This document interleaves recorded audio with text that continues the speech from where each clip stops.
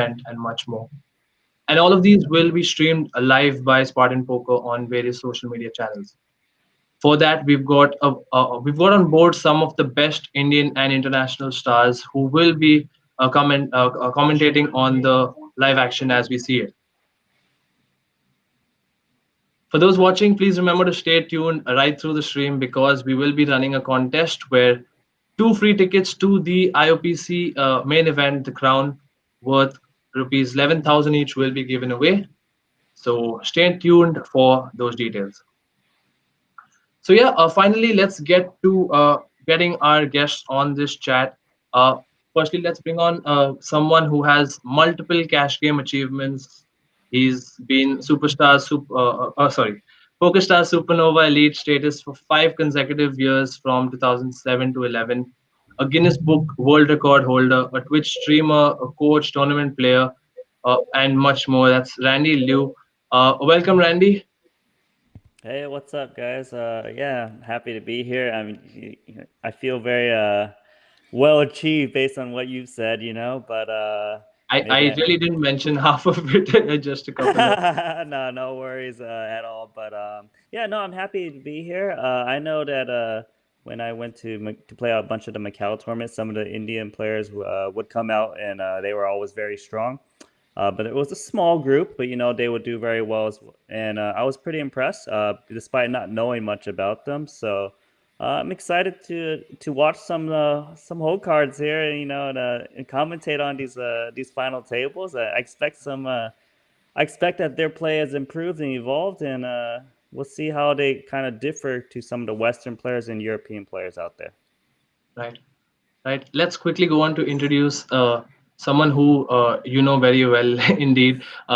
You and Celina have both been PokerStars team pros in the past, and Celina and you are also husband and wife. So we're talking about Celina Lin, who has $1 million plus in live winnings with cashes all around the world, including titles in Macau, Korea, and much more. So let's welcome Celina Lin as well.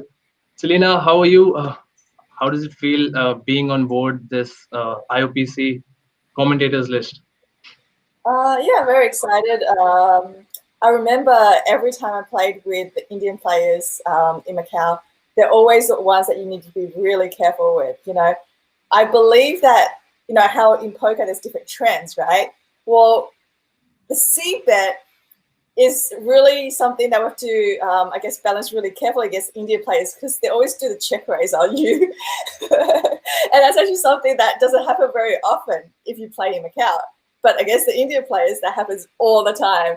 So, the normal C bet you tend to do on the flop, frequently you have to kind of change your strategy against the Indian players. And that left a really, like an impression on me for a really long time. Right.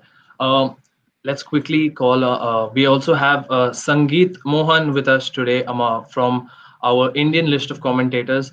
Sangeeth has won a lot of domestic live as well as online titles, including an APT Manila title and, of course, the India Poker Championship High Roller title in February 2016. He's popularly known as Samo in the Indian community. So let us welcome Sangeeth Mohan as well. Hey, what's up? What's up? What's up? It's an absolute pleasure being here, and being with Randy and Celina. I don't have very pleasant memories of both of them. I'll tell you why. Because the last time I played with Randy, he owned my soul, and the last time I played with Celina, she owned my soul. So basically, I don't have very pleasant memories with them. But I'm finally happy to actually, have a conversation and just know where they come from as well. And I said, when Celina says, she just got check raised too often on boards, like, I think at some level we thought, they're just too tight. They're just going to fold eventually. So, we just got, I think our standard game plan was to just check raise flops, but just check raise flops which don't hit their range. Just check raise it. They'll just fold. If they call, just one and done. Check raise, check give up. That's all we plan to do. Nothing else. So I'm just giving out our game plan. And this was back in 2011, 2012, by the way. But now people have changed, and the Indian poker has grown massively, and people have started winning a lot, even on they've traveled everywhere. They've won a lot of trophies, and I'm really excited to see what's in store for the next few days when things get to the final table of most of the major events at IOPC. Hey, Samo, Uh, look, you said that I owned your show, and yes. let me remind all the viewers that I do remember you, and the Yeah. one time I won the tournament in Macau, you Absolutely, got like yeah. 10th place, man. So I Absolutely, remember yeah, you clearly. yeah. Yes.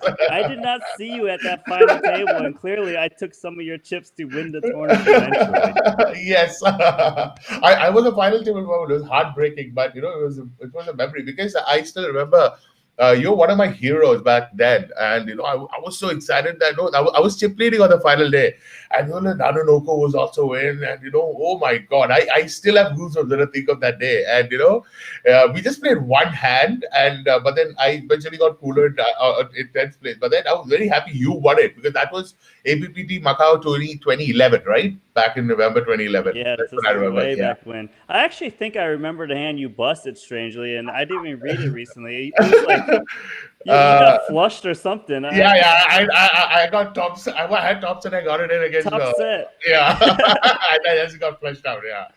4-bit pot. So there's nothing I could have done differently. Yeah, that's strange. It's like everything's coming back to me, and I Yeah. remember this guy. This is the guy who could not final table the tournament. After going to the final, they are chip leader. Guys, just to cut in there, I just got an update from our fourth guest who was facing a few internet issues, but he is with us finally. So I'm going to quickly call him on. He has been a past IPC commentator. He's also been around the Indian poker scene for a decade or so, and well known for winning the IPC 25K big game in 2012. Let's call on board Richard Haridasoham. Hello. Richie, finally you've you've made it. I know. It was a struggle, but we're back. Richard, today is the day when I finally realized that is how you pronounce your last name. Yeah, you finally got there. Yes, I got that. 10 years. It took me 10 years. Yeah. I think Richard, you should use this opportunity to just pronounce your name for everyone else who is also please. unsure about it. So the safe, the low variance thing to do is call me Richie. But yeah, if you want to get adventurous, my name is Richard Haridasoham. That's how you. This is basically my whole life. This is all I do. Basically, explain how to pronounce my name. Right. What did I So miss? Richie, I'm gonna go with Richie. Okay. So Richie, how does it feel to be a part of this commentary panel for the IOPC and working alongside Samo and Celina Lin, Randy Lew? How excited are you? It's so I'm acting all cool, but in my mind I'm losing it because I literally grew up watching Randy 24 table. There was so much happening with his graph, with the number of hands he could play, and it's a very big fanboy moment for me. Tina and Randy both, it's such a huge honor for us, to have them, on board, to host and to commentate over Indian poker. It's a super proud moment for me, and obviously the IOPC team as well. Samo, we go way back, know him for some time now. He's always a super guy to be around. The IOPC has always been very special to me because not only it's great value for everyone, but I also associate very closely with the brand because I think I started playing poker because of IPC. My first ever time I played live poker was way back in 2009. The first IPC which was live in Goa was where I played my first live hand. And that so basically the fact that I am playing poker or associate with poker is totally, it started with IPC and we're still here, and it's amazing, and I'm super happy to be here. Lovely. So yeah, I think Randy, Richard just mentioned 24 tables and stuff. So for people playing tournaments, what would your general advice be? Should tournament players be multi-tabling, and if yes, what are the benefits of doing so?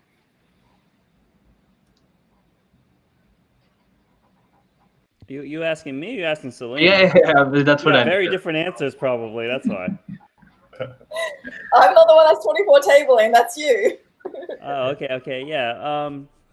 In general, playing more tournaments will help you get the volume in and learn very quickly, right? So, for example, like even as me as an experienced cash game player, when I first jumped into tournaments, I had natural skill, but I didn't really have. I need to crunch the numbers and keep kind of be put in tough spots that are tough for me. Like even simple things like jamming 10 to 15 big blind ranges, it's not something I memorize very well. You just kind of have to see it over and over again. Obviously, play changes with when you reach final tables, ranges changes. So in general, what I like to do is I like to kind of study a little bit. So maybe I study some ranges a little bit more. And then I fire more than one tournament, probably like quicker tournaments to kind of get that volume and try to drill that knowledge into my head, right? I will say though, if you're playing a bigger tournament, so maybe like this main event coming up, I generally actually prefer to maybe one table or maybe two table rather than playing a bunch of tables. You kind of do a bit of training in the smaller ones, and then when the big ones come out, just play one table and really focus. And I think that's the right approach if you're able to do that. Right. And Celina, for this one's for you.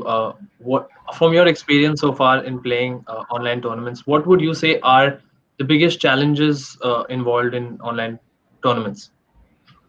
Well, for me, I would say reads. Like I've obviously had experience on both playing online and live, and you get a lot more reads live, right? When someone does something, what it technically would mean most of the time.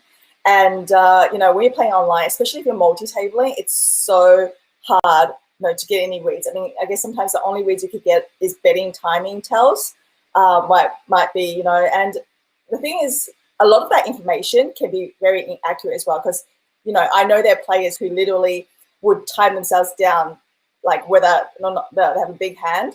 So sometimes like you don't want to go off those reads. So also automating. I guess one of the biggest things is that if you have so many tournament tables loaded up, you're playing very ABC poker, right? You're just doing, I raise this hand in this position and so forth. I'm gonna 3-bet because the numbers show that this guy has been raising a lot. Things like that. But like Randy was saying, when you have a major tournament, something with a big buy-in, you want to reduce the number of tables you're playing. You want to be able to concentrate on them. And I think that the biggest pitfall would be, I guess, tilting.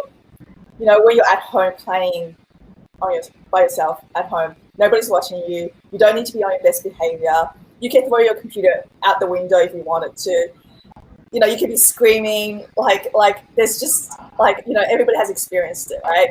And for you to be disciplined enough to not throw away the rest of your tournament and play well in all the other tables, that's very, very important.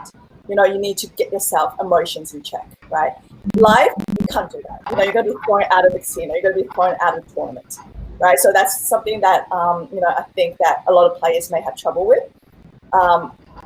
When it comes to something like that, I guess the tip I can give you is I think meditation works really well. Do yoga, whatever that helps, exercise, whatever. It is just getting that aggression, out of you. Like, if you need to have sex to get the aggression out of you, just do it. Whatever it is beforehand to prepare yourself for it, go for it. And that's that's my advice. Right. So Sangeeth is someone who also has a lot of experience playing such major tournaments. So in fact, a couple of years back, Sangeeth himself won the IOPC main event in July 2018, if I'm not wrong. So Sangeeth, tell us what is your approach for such major online tournaments, and once you're done with the strategy part of it, please go ahead and also explain to us about your username that you were on. I think you were using a username known as Nanga Nach, if I'm not wrong. Yeah, So, let's start with the username and get it yeah, over. and please explain to Celina and Randy. My ID was Nanga Nach. There, Nanga Nach means naked dancing in Hindi, like in Hindi, naked dancing. So the reason I had it was I started playing PLO4 that year in 2018. And PLO4 actually felt like naked dancing in the beginning. I had no idea what I was doing in the first few months. I was just randomly reporting, getting it in. That's all I used to do. And then when I finally figured it out is when I was so basically how I played the IOPC when I had no plan to play the main event. I was actually playing online, and so I'm not Randy. No, I can't play 24 tables. I can play 6. So and anything after 6, I am randomly clicking buttons and whatever is available. So I had 5 tables. I had 5 tables fired up, and then I had table space. I had screen space for an extra table. So I was browsing the lobby. I said, "Oh yeah, there's an IOPC main happening. Let's just play that as well." And I was autopiloting the main, and I was playing the cash games seriously, and I was just folding or doing whatever with the main event. And finally, when I done with the session, and I looked at this table, I was kind of deep, and then I said, "All right, then let's just focus on this for now." And that was a story of me winning the IOPC main. And I think if I actually sat down and put my time and effort into the event, I probably wouldn't have won it because I would have just lost focus at some point and something really stupid. But I think the whole idea that I was doing something else is why I actually won the main event. And that, kids, is how you ship a tournament. Absolutely. So you went for Nanga Nach because the dance to death was not available. No, actually, what I felt like this, right? So basically, what I felt was when you play PLO4 and when you start playing PLO4, like once you get used to the variants and once you're used to how things work in the PLO streets, then that it's just standard variants and things like that. But then once you start playing PLO, you feel like, what is happening? I just can't hold one hand. Like, every hand you're just getting, and then it just becomes normal. Like, you know what kind of hand you're supposed to play and things like that. So I think that was the time when I actually got the idea, the Nanga Nach ID. Where actually I felt like I was just naked dancing right there. I was just dancing, baby. I didn't have any idea what I was doing. Right. So, Sangeeth is someone who's left, like, if I'm right, you've left a professional job at Microsoft to become a professional poker player. So, Right. what inspired you to make this move? Basically, I think I was just very honestly, I found poker way more interesting. Like, I don't think I've ever I've been playing poker for 11 years now, and then I'm still on board of it. I still love playing poker. I still love playing the game. Like, I just have when you said when you sent me the schedule for the stream, I said, can you just change these 2 days because I want to play. Like, when I play live poker, I feel so happy. Like, I just feel joy playing poker. Like, so I think that kind of feeling can only come when you do something, when you do something which you really love. And I think that's the reason why I still play poker professionally and I still do this for a living. And I never got this feeling doing anything else in the world. So. Right. And I'll quickly come to Richard's take on this. I think, Richard, if I'm not wrong with this detail, I think you're the only one on the stream who hasn't been playing poker professionally. So what is your take on the same? Like, why going to bring that up? So I've been playing poker for over a decade, but somehow I happened to make this. I played poker full time for the first year. I didn't know of much of what I was doing back then, and so what happened is, so in India, this is something that a lot of people relate to probably, that people aren't very thrilled about the whole professional poker thing. I'm sure Samo got a lot of backlash on when he started. I mean, 10 years back, when most of the old school players, at least in India, started playing the poker, the not only was the ecosystem very different, And so it's different, right? So it was easy to make money in poker back in the day, but it was just very difficult to take it full time, without having people judge you. So I sort of never happened to make that switch. Initially, my family wasn't very happy with me playing poker, which is why I did not. And eventually, I just fell in love with my job. So I work with hotels, I work in sales, and I just fell in love with my job. I traveled a bit for work as well, and which is why I never happened to make that jump. But somehow I still wanted to be connected with poker, which is why I not only do I play a lot recreationally, but I also happen to do a podcast related to poker, happen to do a TV show related to poker, and just kept with the game. And I maybe I will take a shot at poker, but then having said that, poker is not as easy as it used to be in India. And Samu would agree. A average player, maybe 6-7 years back, could just crush the cash games 15, 20, 25 BB per 100 and just have some insane win rates. But now I think it's not as easy as it used to be. I'm sure we're still way behind, the expertise of maybe the USs and the Europes. But I think it's not as easy for someone to just come in and take poker professionally anymore, and a lot of work has to be done for it. And you never know, Dwayne. Maybe I will play full time. Yeah, next stream I won't be asking you that. So basically, I have something to add here, like to what Richard told me. For someone, it is not easy to take poker professionally. So I think anyone should take anything professionally if they love it. And if they love it, the work they put in will never be work.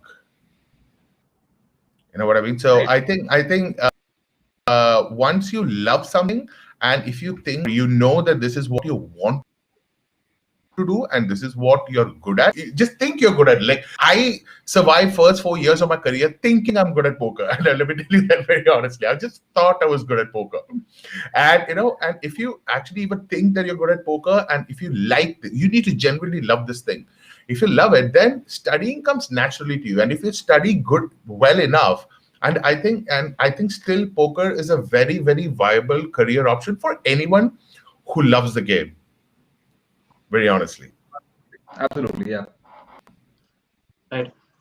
Yeah, so let me come back to Celina and Randy. Have a couple of questions. So, guys, firstly, congrats, you guys recently welcomed a new member to your family as well. So, firstly, like how do you manage that? You guys are playing and coaching and commentating, all of that stuff, and now bringing up a child as well, who, if I'm not wrong, is like 13, 14 months old now. So, how do you guys manage your schedule now? Like, I'll let Randy go first on this one. Well, pretty much like Celina does all of the hard work. She takes care of the baby. She feeds her, cooks, puts her to sleep and all that stuff. I still I don't play as much poker as I do before, but I still play a good amount. I still study a good amount. I do commentary, and I'm still pretty on top of the game. Am I at my prime? Probably not. It's of course, raising a child is going to take some time away from that. But when I didn't have a baby, when I was playing in my prime, like all I did was play poker, and I loved it, and I did my best. I did very well then, and now that I'm more mature and older, I can take a little bit time off and enjoy some of the other things in life, like raising a child, right? But I'm not giving up poker because I still love the game. Like Samuel was saying, like I just, it's one of those things I just can't really stop playing. I don't know. It's just like there's always new stuff to learn. It's evolving. You would think there's a point when this game is just like solved, but really there's so many variations of poker. There's so many different people. Like I personally can't quit. So that's why I'm still very involved in the poker scene. yeah, Celina needs to tell us her side of it as well. So my side of the story. Okay, so my life has changed dramatically. I mean, I'm hoping that poker is like riding a bike, right? So when I do the commentary, it's just like gonna be like just that easy for me to just get back into the groove. But yeah, for the last 2 years, it's being family and baby, and being a chef, being a mother. It's just home life. But I think that it is a balance. It's really important, because sometimes I have to keep reminding Randy, you're not a single guy living the bachelor life and just like playing 12 hours poker straight, right? Because how sometimes poker players get into one of those moods where like the game's really good, there's this fish, and then you just don't want to leave. Like this happens with everyone, right? But the thing is, I keep telling him, well, tomorrow there's another fish. Do you know what I mean? Like they always keep coming, right? There's plenty of fishes in the sea, right? But you don't want to miss out on your baby being, 13 months, like being 12 months, right? Like all these steps that she's taking, you're not going to be able to witness it again, right? You want to be able to be there to enjoy it immensely. And one good thing about being a poker player is that, yes, we have the freedom to do that. We can schedule our life in a way that we want to be able to enjoy these things. And that's something that I'm so thankful that, my career and everything, is poker, because I have the freedom to do all that. I have the freedom to be the mother I want to be, and I have the freedom to, put my career, at the back for a couple of years, and just do everything 100%. Like I want to be there to be the best mother for my baby, and I want to be there, and be able to focus on her as much as I can in her early years until she starts schooling. And I'm just so thankful I'm able to do that. And I think that that's the biggest difference between a mother and a father, is that a man's job, it doesn't change too much. I mean, like Randy burns himself when he's trying to boil water, right? So I'm like thinking, well, do I leave the baby to him, or should I take care of the baby myself? And that's a very, very easy answer. Okay. So, the last 2 years has been absolutely amazing. There's hard times, and there's, but through it all, you have this amazing human being that adores you to bits, and just nothing I would exchange for that. And poker has given me the chance to just kind of be an all-around person when it comes to being a wife and being a mother. Right. So let's talk about the IOPC. The IOPC has already begun. We're going to be streaming our first tournament in a couple of days from today. So this is something addressed to all of you guys. Like, how are you guys looking forward to this series? Like, what are you expecting from our Indian players? Samo and Richard would know most of these guys, who would probably make some of the final tables, whereas Randy and Celina may not. So overall, what is everyone's expectations from this from the next few days of the IOPC? Who goes first?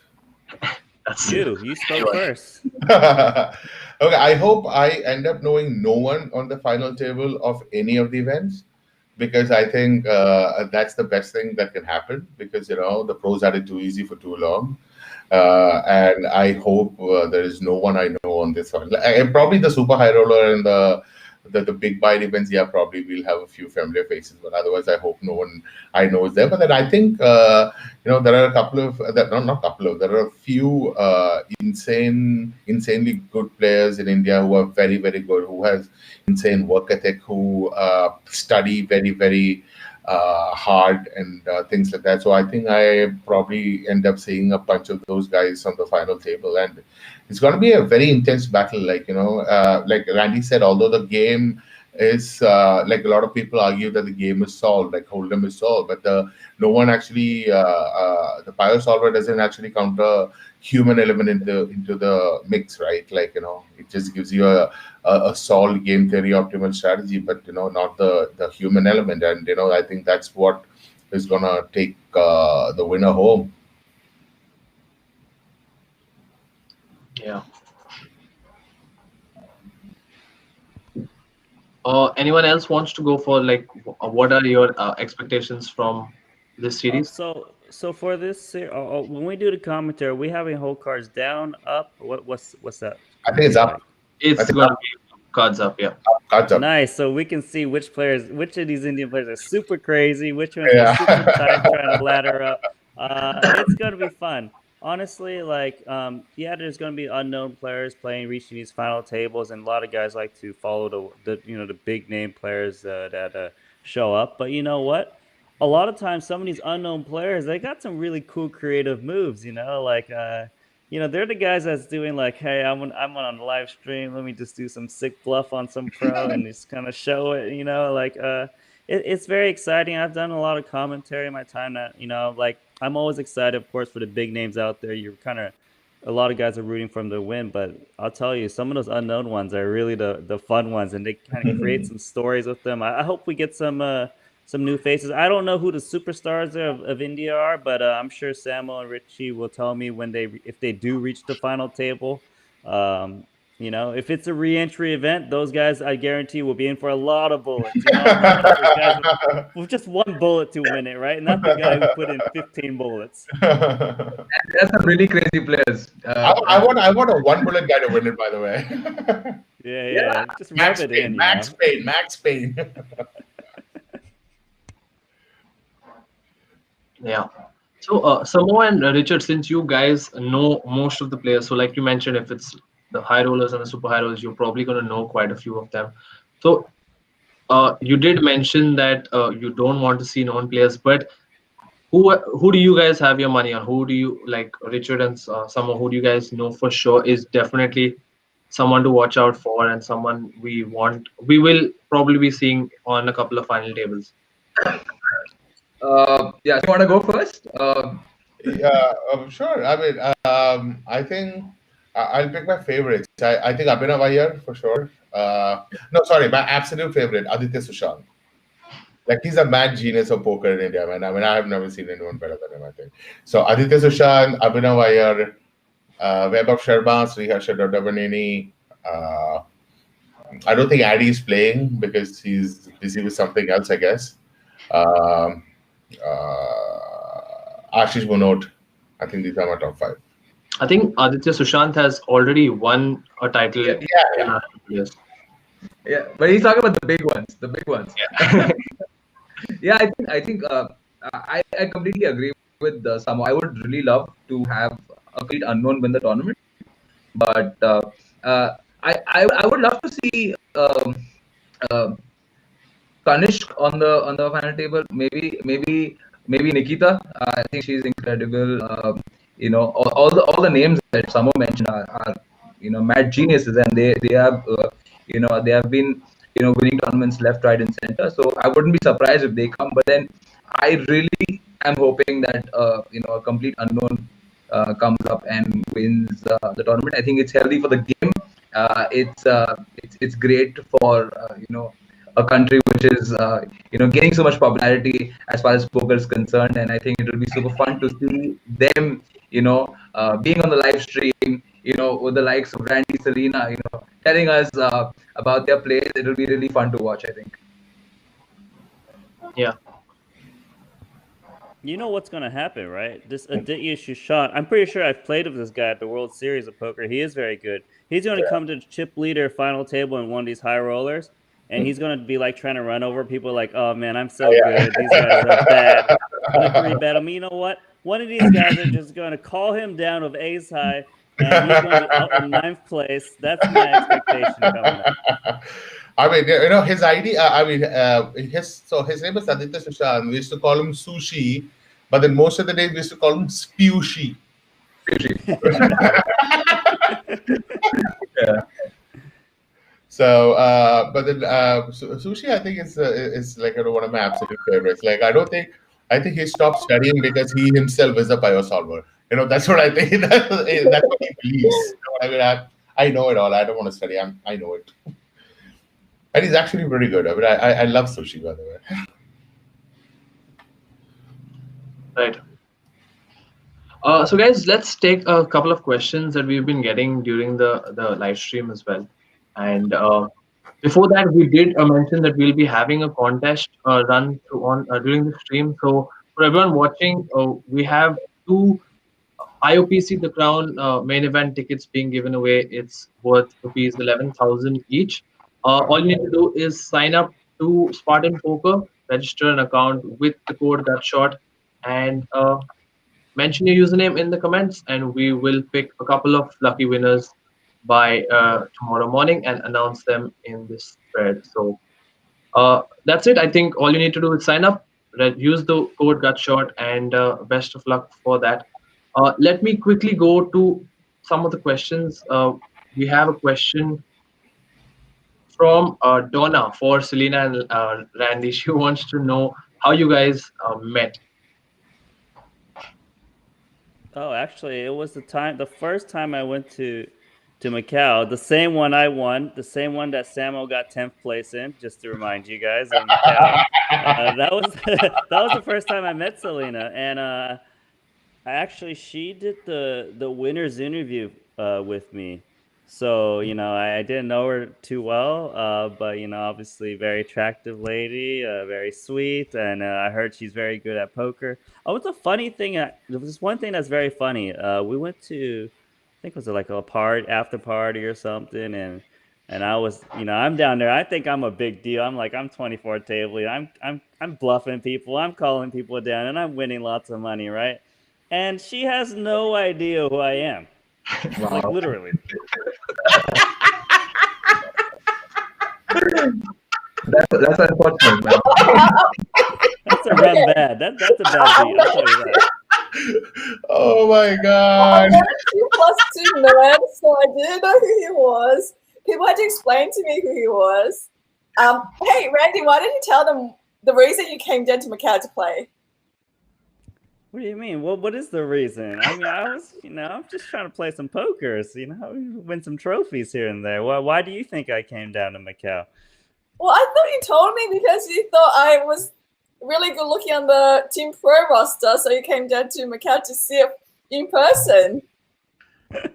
Yeah, yeah, of course. Yeah. That's about right. Is this the truth, or you have a really bad poker face? Yeah, pretty bad, man. That's why I play online poker. I'm a real big fish. Like when I'm playing live poker, I'm like this, Don't look at me. You guys think Randy's fast when it comes to 24 tabling.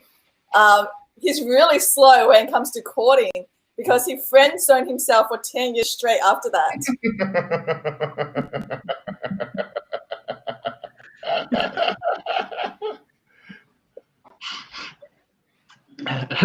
Right. Let's move on. We have a question from Mrinal for Sangeeth Mohan. She wants to know your preparation before any crucial game or tournament or poker session. Crucial. Okay, if you think a game is very crucial, then I think you're very under-rolled for that game, by the way. So I don't ever think that a game is very crucial. I think every game should be treated equally, unless you are in the main event final table or something. Yeah, then everyone is under-rolled for that. So consider every session as a normal session, and I try to build a routine before I go to play every day. So I have I have a meditation session every day, like without failure. Like if I don't meditate, I don't play that day. So it is that strict. I make sure I do that. Otherwise it's like, I just went to the casino without the money to play. So it's like that. Just consider that, you just didn't go to the casino that day, or whatever. Because, I think question for you. Okay. How do you meditate without falling asleep? Because every time I meditate, I fall asleep.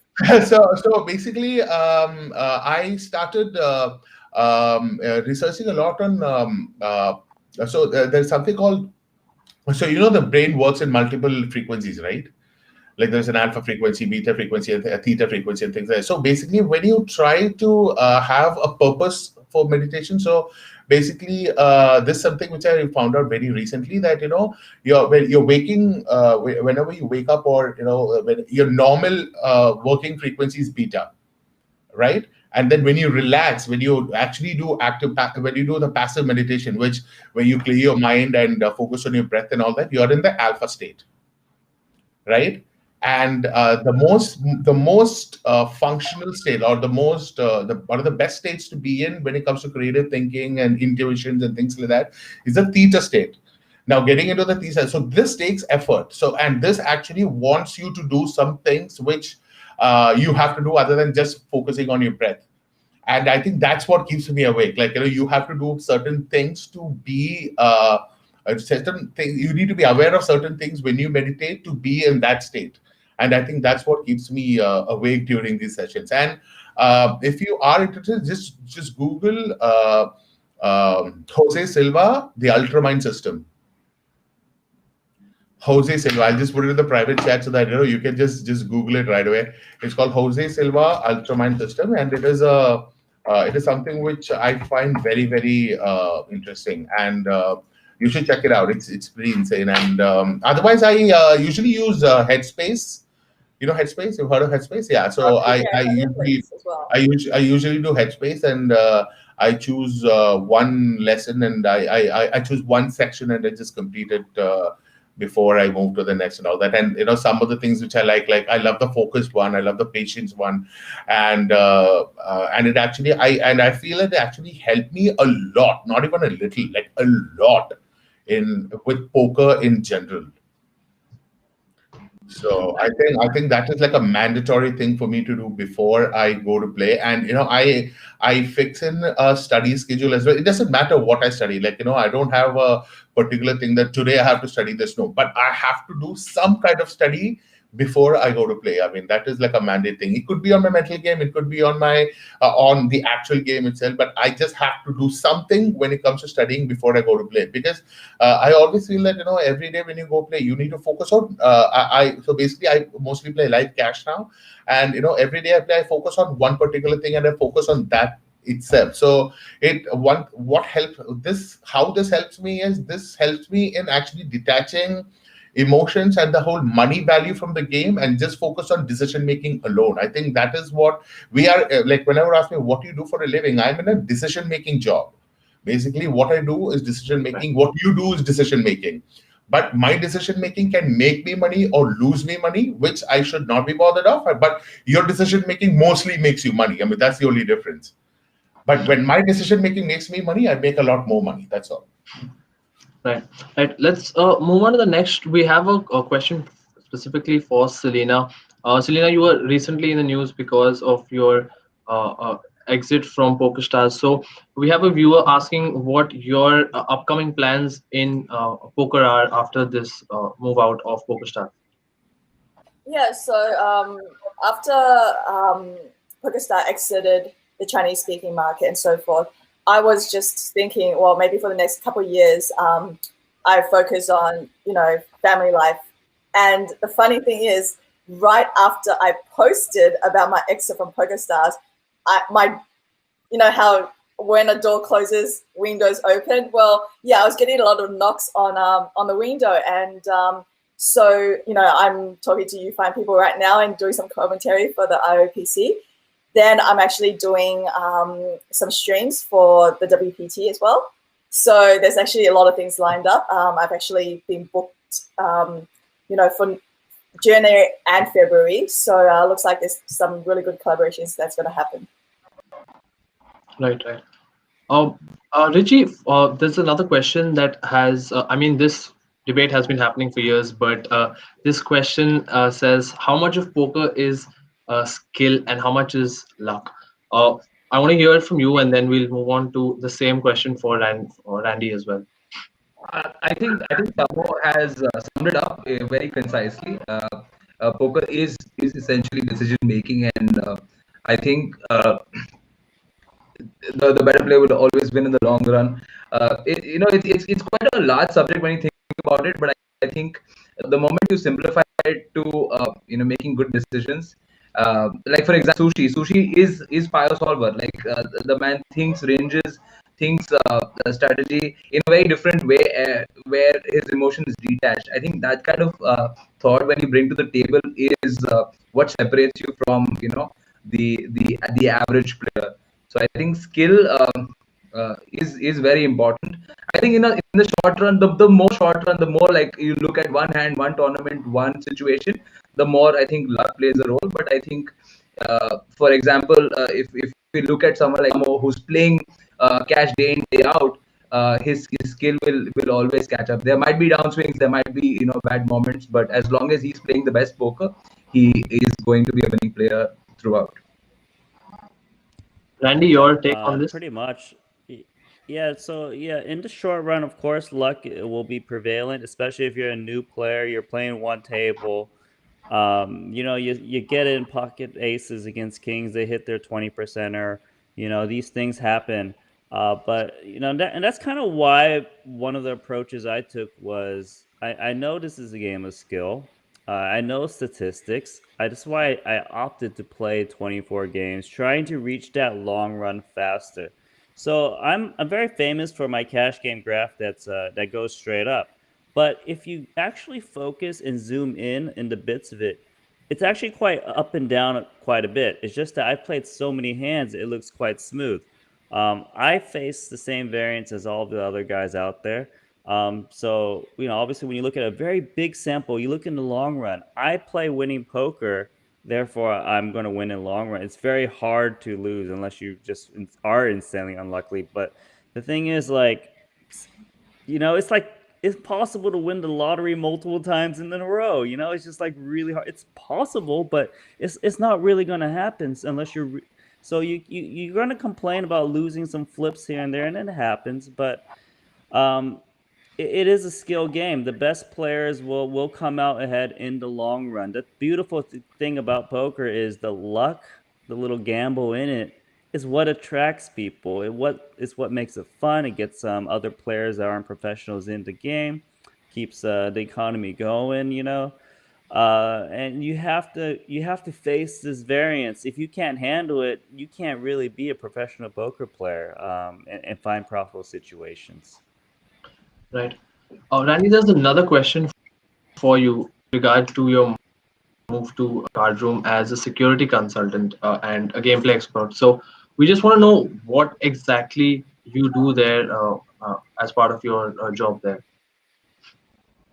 Yeah, so mainly ACR, they're growing website. They're not as big as some of the other ones out there, but they have the right intentions. I've spoken to the CEO and the guys that's in charge of the security department, and they have good intentions. They want to clean up the games. They understand there's like these tool assistant things that some of the poker players use, try to get an advantage, but they want to clean this up, give you a safe place to play. So the guys that run the security department, right? Like a lot of the guys that work for these poker companies, they never were professional poker players, right? So they're going to look at all the statistics, the databases, and running all those numbers. Maybe not something I'm an expertise at, as some of these other guys are, and then if they'll have me kind of give that poker player consulting point of view. So like say if we're trying to catch a bot or something, right? Like they're going to look at all these statistics and compare them to other statistics and other sessions and see if there's some variation, standard deviation differences, blah, blah, blah.